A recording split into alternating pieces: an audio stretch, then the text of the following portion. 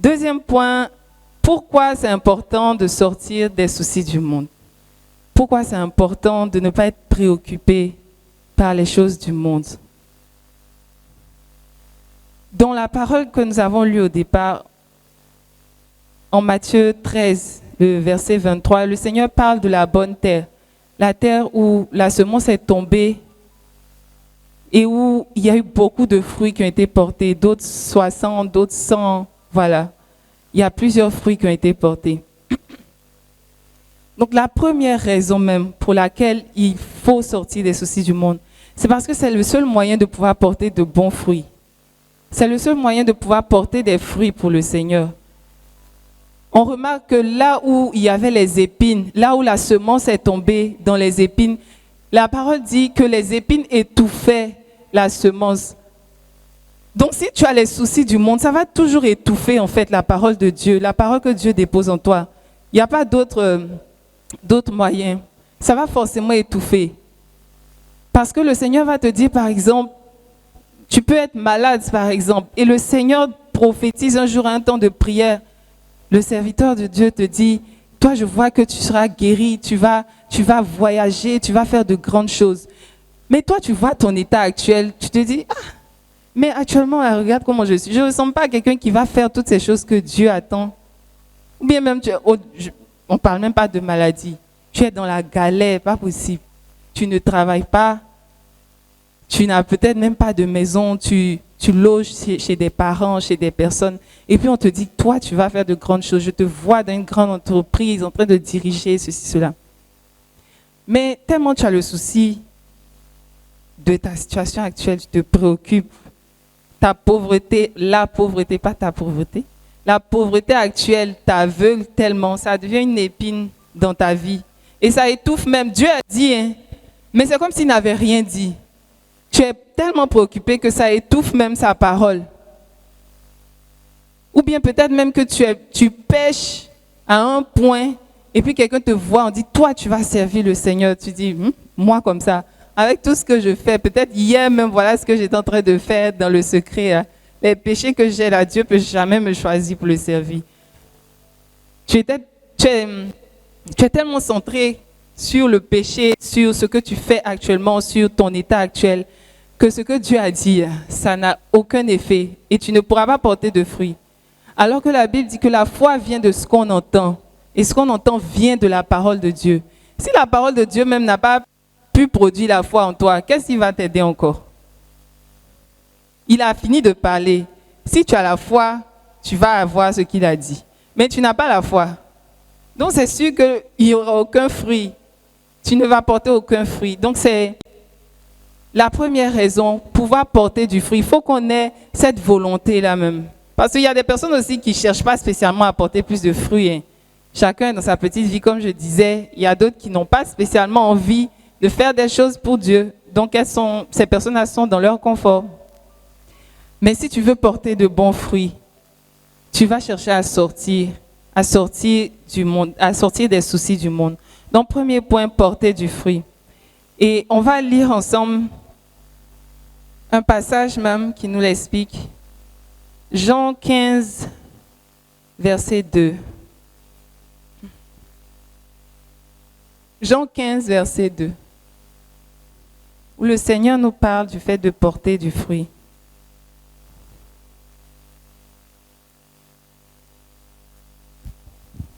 J'espère que chacun a envie de porter des fruits pour le Seigneur. Et beaucoup de fruits, pas 50 seulement, mais 100, 200, 300, 1000. Oui. Jean 15, verset 2. Tout sarment qui en moi ne porte pas de fruits, il enlève, et tout sarment qui porte du fruit, il en monte. Il les monte. Il les monte. Une autre version, s'il vous plaît. Ma version dit, tout sarment qui est en moi et qui ne porte pas de fruit, il le retranche. Et tout sarment qui porte du fruit, il les monte afin qu'il porte encore plus de fruits. Gloire à Dieu. Le Seigneur dit que tous ceux qui sont en lui, tous ceux qui sont dans sa présence, tous ceux qui sont attachés à lui, mais qui ne portent pas du fruit, parce qu'il y a des gens comme ça, certes ils sont dans la maison de Dieu, mais ils ne portent pas de fruit, il les retranche. Il n'a pas dit, il les laisse, et puis à la fin on va voir, il dit, il les retranche. Donc ce que Dieu attend de nous, c'est qu'on porte du fruit. Et si on porte du fruit, comme il le dit, il émonde ces personnes-là, afin qu'elles portent encore plus de fruits. Émonder, c'est... Comment expliquer? En tout cas, il enlève au fur et à mesure, je ne saurais pas vraiment expliquer le mot émonder, chercher à la maison, mais il fait en sorte que tu produis aujourd'hui et demain tu produis encore. C'est comme les vignes, voilà la vigne. La vigne produit des raisins, on enlève les raisins, mais après ça produit encore. C'est-à-dire on enlève et au fur et à mesure ça produit encore plus. On vient, on enlève, ça produit encore plus. Mais si c'est une vigne qui ne produit pas de fruits, il va carrément l'enlever. Il va enlever les racines et tout ça. Comprenons ça comme ça. Donc, il faut qu'on porte du fruit. Et il y a même une parole dans la Bible qui nous dit, qui parle du figuier. Je pense que cette semaine, on a lu ça pour ceux qui suivent les messes les matins. Le Seigneur parle d'un figuier qu'il a vu. La Bible dit que ce n'était même pas la saison même. Ce n'était pas la saison pour produire des figues. Mais Jésus a vu, Jésus avait faim. Et Jésus est parti vers le figuier. Et il a vu qu'il n'y avait pas de fruits. Et Jésus a maudit le figuier. Et la Bible dit que les apôtres après ont vu que le figuier effectivement avait séché. Et Jésus a dit, tu ne produiras plus personne ne mangera même de ton fruit. Pourtant, ce n'était même pas la saison. Mais Jésus avait besoin de son fruit à ce moment-là. Il faut comprendre ça comme ça. Il ne te demande pas d'attendre ta saison, forcément. Si à un moment, il a besoin de quelque chose de toi, arrange-toi, donne-lui. Et Jésus a besoin de nous tous les jours. Tous les jours, il a besoin qu'on soit charitable, qu'on aime notre prochain, qu'on fasse du bien autour de nous. Si Jésus attend quelque chose de toi aujourd'hui, arrange-toi, donne-lui. Une autre parabole encore sur un figuier. La Bible dit, il dit aussi cette parabole. Un homme avait un figuier planté dans sa vigne. Il vint pour y chercher du fruit et il n'en trouva point. Alors il dit au vigneron, voilà 3 ans que je viens chercher du fruit à ce figuier et je n'en trouve point. Coupe-le. Pourquoi occupe-t-il la terre inutilement? Cette parole-là, vraiment, ça m'a touchée. Jésus aussi, souvent, quand il parle, il ne s'amuse pas. Il dit, ça fait 3 ans, c'est surtout les 3 années même qui m'ont touché. Ça fait 3 ans que je viens. C'est-à-dire, il a été patient même. Il est venu la première année, il n'a pas trouvé. La deuxième année, il n'a pas trouvé. La troisième année, il n'a pas trouvé. Il dit, mais c'est mieux, on va le couper, parce qu'il occupe la terre inutilement. Donc, chaque fois, Dieu te rappelle, il y a des temps de prière, je t'appelle à ceci, on a besoin de toi pour cela. Mon fils, ma fille, engage-toi, ceci, cela, j'attends des fruits de toi. Ou bien dans la vie, même au quotidien, au travail, j'attends des choses de toi. Peut-être même il t'appelle à mettre en place une entreprise. 1 an, 2 ans, 3 ans. C'est-à-dire ton temps était déjà arrivé. Là, ton temps était arrivé. Il y a eu le cas où ce n'était même pas le temps. Maintenant, là, c'était ton temps. Mais tu prends encore plus de temps, on va dire. Chaque fois, le Seigneur vient, il ne trouve pas de fruits. Il va t'enlever. En fait, tu es inutile. Tu ne sers à rien. En français clair, le Seigneur dit, tu ne sers à rien. Tu ne sers à rien. C'est frustrant. Tu ne vas pas être dans la maison de Dieu tous les jours, prier. Et puis, au dernier jour, il va dire, mais tu n'as servi à rien parce que tout ce que tu faisais, ce n'était même pas ce que j'attendais de toi. Moi, je voulais que tu fasses telle chose. Toi, tu étais à gauche en train de faire autre chose. Donc, tu n'as servi à rien sur la terre. Coupe-le. Pourquoi occupe-t-il la terre inutilement? Dis une prière rapidement au Seigneur. Seigneur, ne permets pas que je sois inutile. Fais en sorte que je sois utile dans ton œuvre. 1 minute pour que chacun fasse une prière au Seigneur. Dis au Seigneur ce que tu voudrais qu'il fasse pour toi. Seigneur, je ne veux pas te suivre, enfin, je ne veux pas venir au temps de prière et puis manquer véritablement ce que tu attends de moi.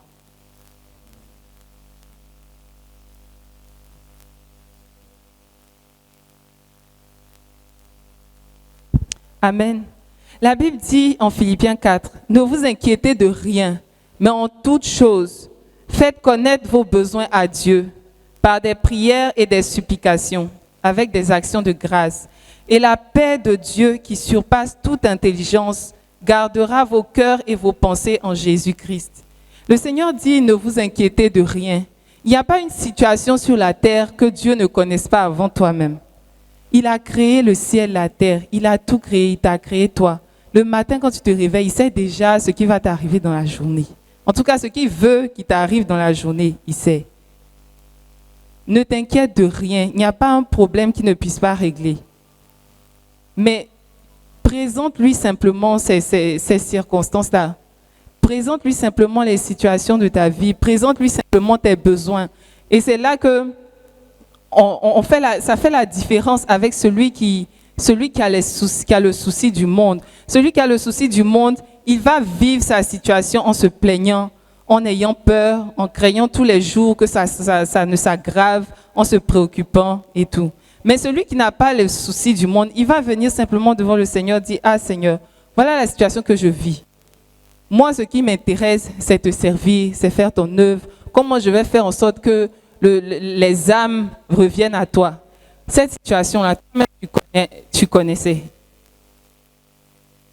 Pas encore marié peut-être, tu sais quand tu as prévu ça pour moi. S'il y a des choses qui bloquent cette situation, révèle-les-moi, on va prier, on va avancer. C'est différent de celui qui se plaint tous les jours. Ça peut être des oppositions, c'est vrai, ça peut être des combats, mais tu vas vivre ça différemment.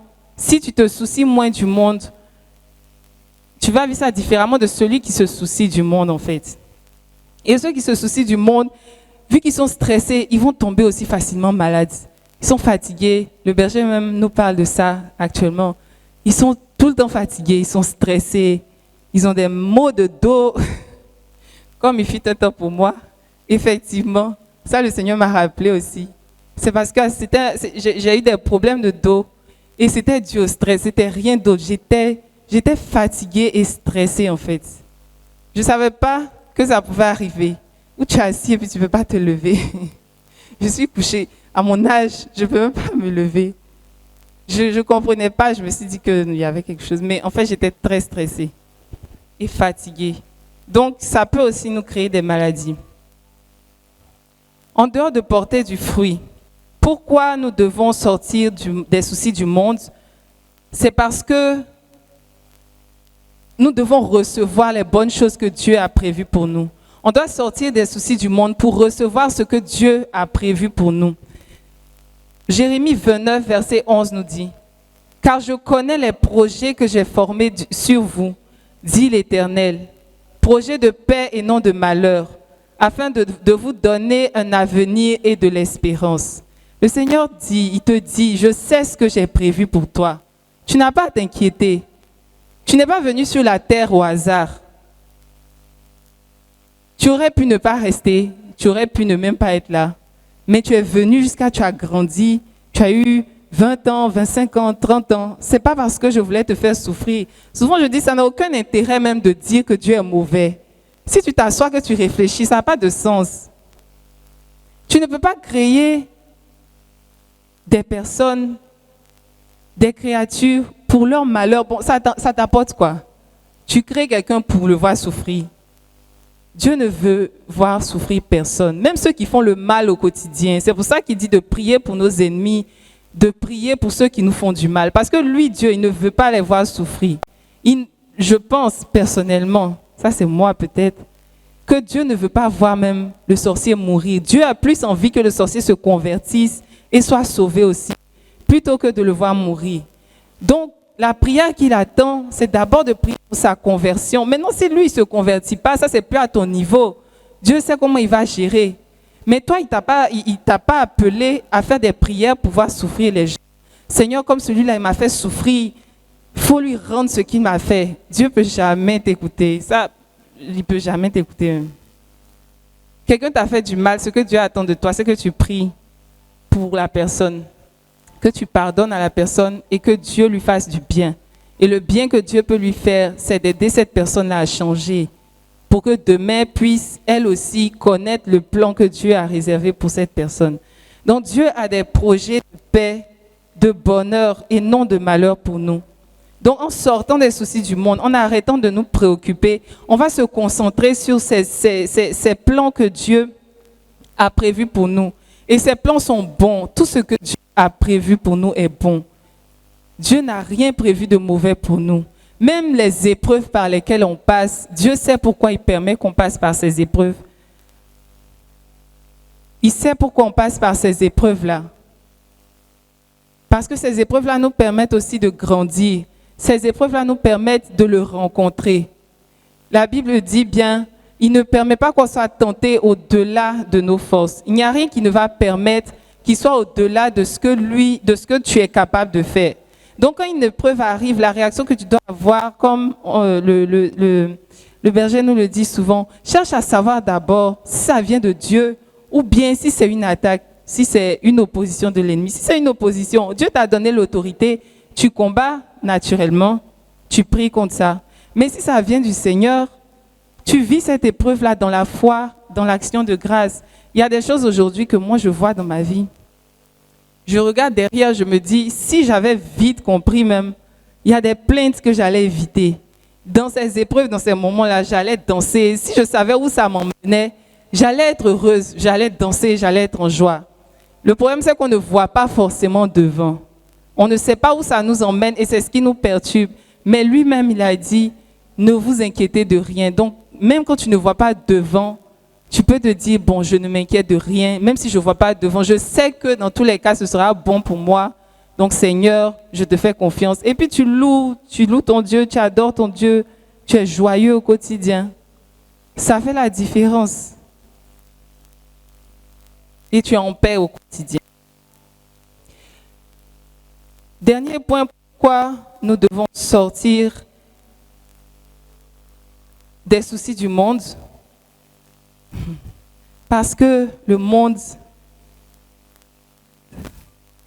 là, il donne gourmet même. Forcé, tu veux pas. Tu vas avoir gourmet dans le monde. Je m'explique. Le monde ne satisfait jamais. Tu ne vas jamais être satisfait dans le monde. De façon concrète, quand on est petit, on veut grandir. Quand on est adulte, on veut redevenir enfant. Quand on mange, on est rassasié. Quand on n'est pas rassasié, on a faim. Tu as soif, tu bois de l'eau. Quand tu bois beaucoup d'eau, tu as envie d'aller aux toilettes. Quel exemple encore? Tu es marié, tu trouves que c'est fatigant. Tous les jours, tu vois la même personne. Tu n'es pas marié, tu pleures. Pourquoi je ne suis pas marié? Tu as voiture, tu dis il y a trop d'embouteillage. Tu n'as pas voiture, tu dis tu marches. L'être humain se plaint tout le temps. On n'est jamais satisfait. Ça, c'est des petits exemples. Mais le monde ne nous satisfait jamais. Personne sur la terre ne va te satisfaire. Les personnes que tu aimes le plus, un jour, ces personnes-là vont faire un truc qui va te faire mal. Tu vas dire, mais pourquoi cette personne est comme ça? Tu n'aimes pas ce caractère-là. Pourtant, il y a peut-être quelques jours, la personne était tout pour toi. Mais un jour, elle va faire un truc qui va forcément te décevoir. Et souvent même, quand on a un souci, quand on est préoccupé par quelque chose en particulier, ça peut être une personne, on est préoccupé par peut-être l'amour, l'intérêt des personnes. Dieu va nous arracher même. C'est où ton cœur est là, c'est là-bas même, il arrache. Parce qu'il veut que tu te concentres sur lui. Quand quelque chose prend trop de place dans la vie, dans le cœur, à la place de Dieu, il n'y a pas d'autre solution pour Dieu, si je peux dire comme ça, que de t'arracher aussi cette chose-là, parce que ça prend trop de place. Donc si tu ne veux pas que Dieu t'arrache quelque chose, commence à te détacher dans ton esprit. Ça, tu aimes la personne ou bien cette chose-là, mais avec une certaine mesure. Il y a des gens matin, midi, soir, quand ils sont en couple là, matin, ils vont s'appeler, 1 heure après, ils vont s'appeler, 1 heure après, ils vont s'appeler. Mais pour prier, pour faire chapeler chaque 3 heures, là, ils n'auront même pas la force même. Mais s'ils n'ont pas entendu la personne, ils ont un problème. Ils sont mal, ils sont tristes. Donc le monde ne nous satisfait jamais. Et dans la Bible même, on a eu l'exemple où le Seigneur parlait à la femme samaritaine. Elle lui a dit, ah Seigneur, j'ai soif, donne-moi un peu de ton eau. Et puis plutôt que de lui donner de l'eau, le Seigneur lui dit, va chercher ton mari. On n'était pas en train de parler de Marie. Quelle histoire de Marie? Je dis, j'ai soif, donne-moi de l'eau. Tu me dis, va chercher mon mari. Et elle lui dit, je n'ai pas de mari. Il dit, effectivement, tu as raison. Parce que tu as eu cinq maris. Et celui avec qui tu es aujourd'hui, ce n'est pas ton mari encore. En méditant dessus, j'ai compris que le Seigneur veut nous faire comprendre, cette femme-là, elle cherchait, puisqu'elle disait qu'elle avait soif, en fait, elle cherchait quelque chose qui allait la désaltérer. Elle cherchait ça dans les hommes. Elle a eu un mari, 2 maris, 3 maris, 4 maris. Il n'y a pas un qui a réussi à lui donner la paix ou l'amour dont elle avait besoin. C'est de Jésus seul dont elle avait besoin. C'est du Seigneur dont elle avait besoin. Ce n'est pas d'autre chose. C'est lui seul qui peut désaltérer. Et là, quand elle a rencontré le Seigneur, après, elle est partie prêcher, elle est partie annoncer aux gens, j'ai rencontré Jésus et tout ça, parce qu'il a changé sa vie. Elle a rencontré Dieu. Et je crois même que c'est l'une des premières personnes, si ce n'est pas la première, à qui Jésus même a dit qu'il était Dieu. Il disait pas ça comme ça aux gens. Donc, cherchons toujours à nous attacher plus au Seigneur qu'aux choses du monde. Pour ceux qui ont lu Hébreux même, dans le chapitre 1, il était écrit que le Seigneur a créé le ciel et la terre, mais à la fin, il va rouler tout comme un manteau. Et puis il va changer. Donc tout ce qu'on voit aujourd'hui, là, c'est passager. Si tu veux, il faut avoir tes voitures, il faut avoir ta maison, il faut avoir ton mari. Ton mari même, on dit, sera ton frère, ton frère même. Il ne va même pas se rappeler même que vous avez été mariés sur la terre. Tes enfants seront tes frères, tes sœurs. Donc au final, tu luttes pour ces choses-là, tu t'inquiètes pour ces choses, tu es préoccupé, tu souffres, tu es malade même pour ces choses-là. Pourquoi? Pour des choses qui vont s'arrêter en fait. Et on précise que lui seul, c'est Jésus seul qui va perdurer. Lui seul restera. Il est, il était, il sera toujours. Mais toutes ces choses qu'on voit aujourd'hui, tout va disparaître. Donc, vaut mieux s'attacher à ce qui va durer plutôt qu'à ce qui est sur la terre.